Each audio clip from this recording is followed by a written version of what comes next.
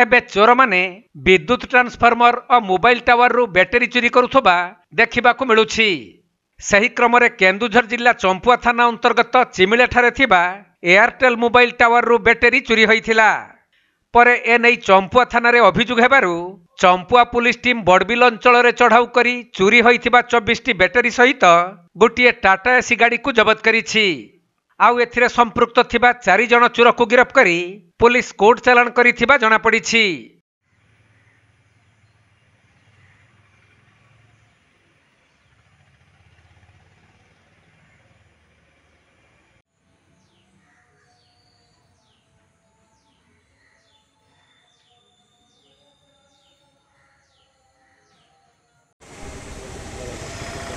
केन्दुझर जिल्लारू Dipesh Kumar Behera report, Konark live.